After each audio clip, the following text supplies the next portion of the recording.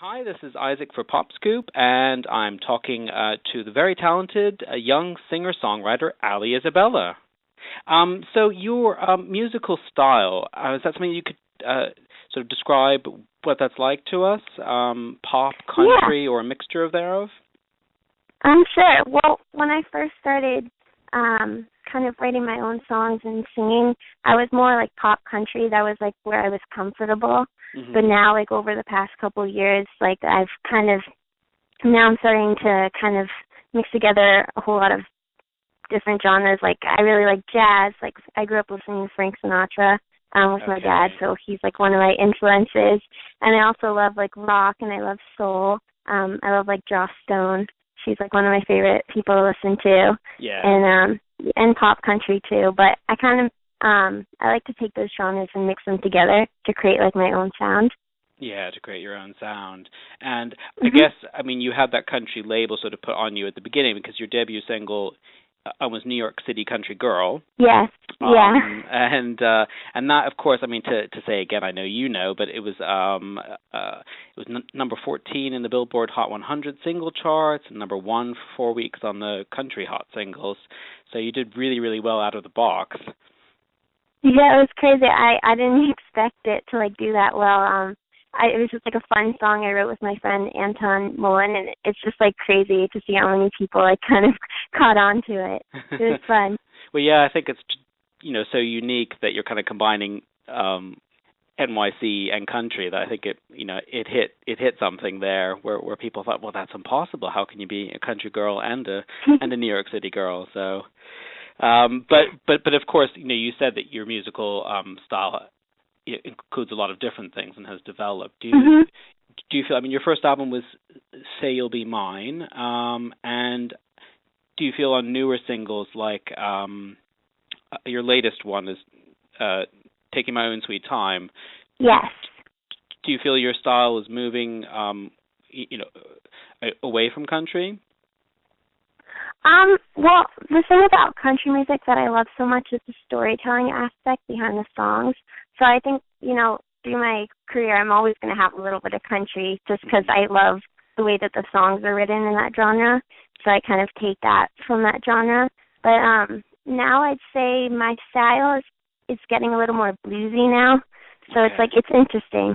I've definitely grown a lot over the past couple years. I just like to kind of take like different things and kind of make a cool sound. And you said storytelling is Yes, that's a big thing. When I write songs, I always try to incorporate that storytelling. I think that's really important.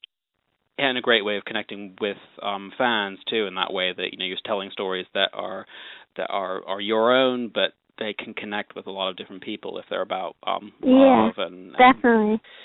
what was the first spark that got you into music? I mean, you mentioned uh, Frank Sinatra, but was there a certain point where you felt music is going to be my life? Well, that's a good question. Well, I grew up listening to Frank Sinatra with my dad, so I'd say my dad really inspired me to get into music just because he kind of introduced me to music in the first place and like all the joy that it brings, and I just loved it and I wanted to Hmm. be a part of it. But it's interesting because I actually from like 7 to 15, I actually horseback rode professionally for a really long time. That was like my Okay. thing that I did after school all the time. And it just like kind of got to a point where I kind of wanted to change. I mean, I love horses. I love horseback riding, but it wasn't really my passion. And like music, I love how I can take that and kind of put my emotions into it and share that with people and try to inspire other people. And that's kind of, I think, that got me onto music. Okay, and you trained your voice, and you learned piano and guitar as well. Mhm. So I mean, you got the whole professional background in that way to shape your voice, and it sounds so mature too at your young age. Um, Oh, thank you. who are you inspired by in terms of music? Well, actually, my favorite artist is John Mayer. I actually saw him in concert in December. I just think he's an incredible musician, songwriter. He's like, I'd say he's like my biggest influence. And of course, Taylor Swift. I love her songs. I feel like she tells the story of my life, basically. And I love Adele too. I love the stage presence that she brings.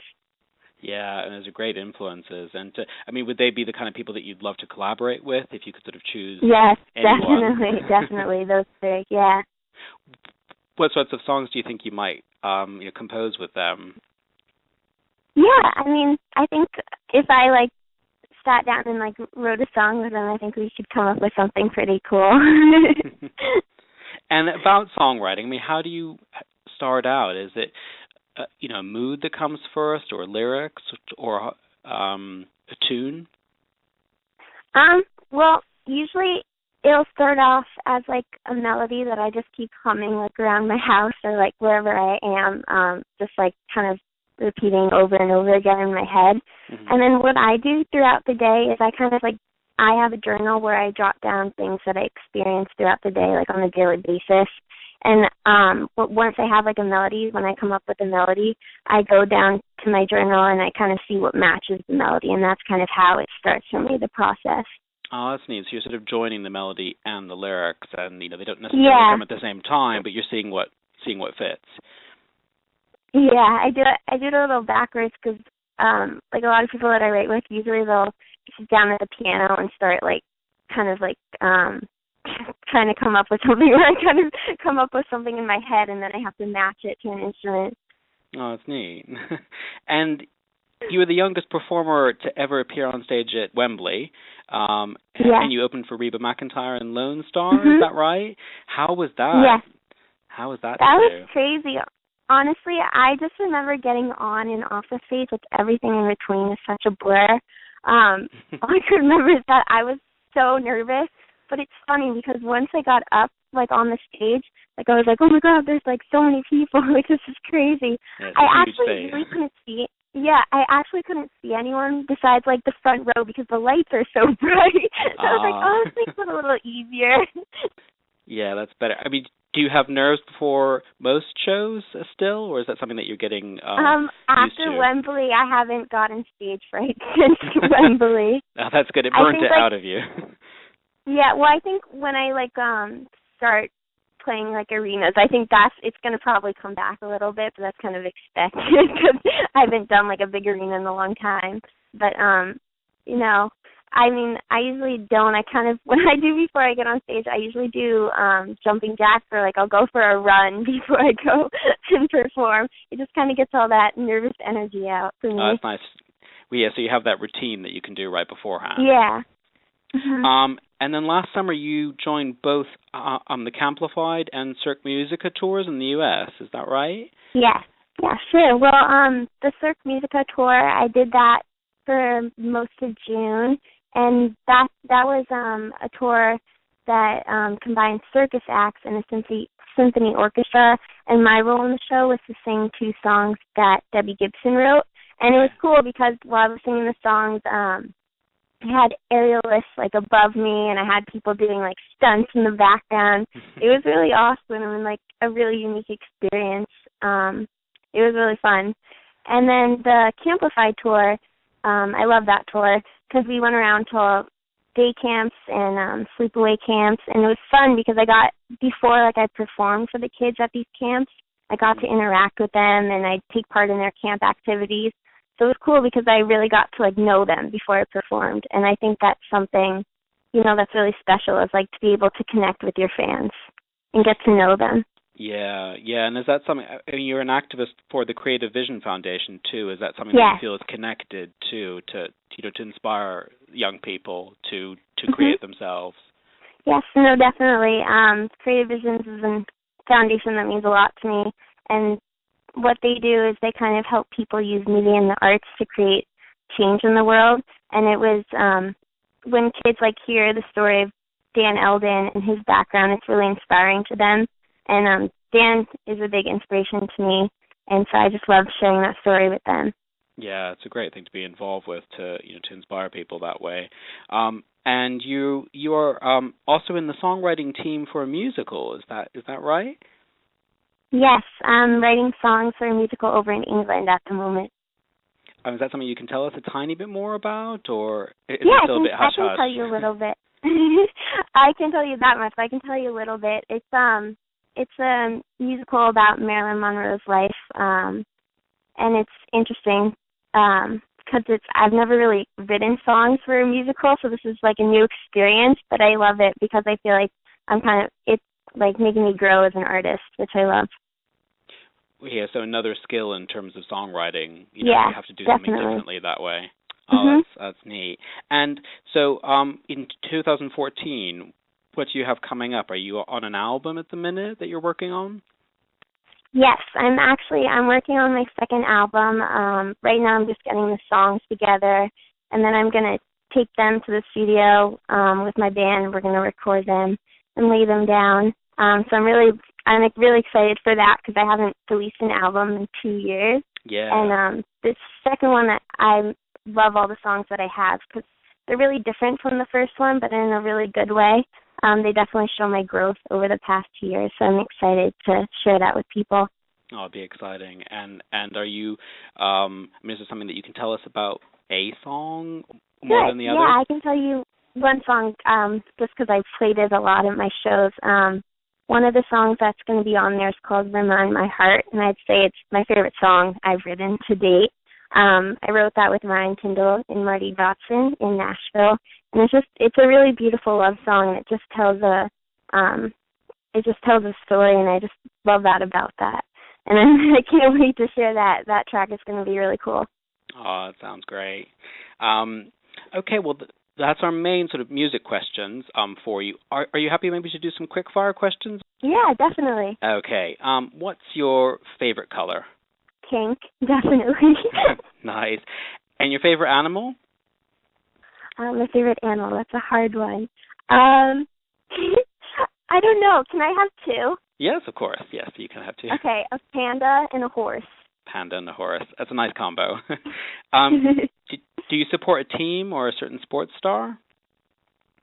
Not really. I mean, I grew up horseback riding, so I'd say one of the horseback riders that I look up to is Beezy Madden, just because of everything she's accomplished, and she's a really good rider.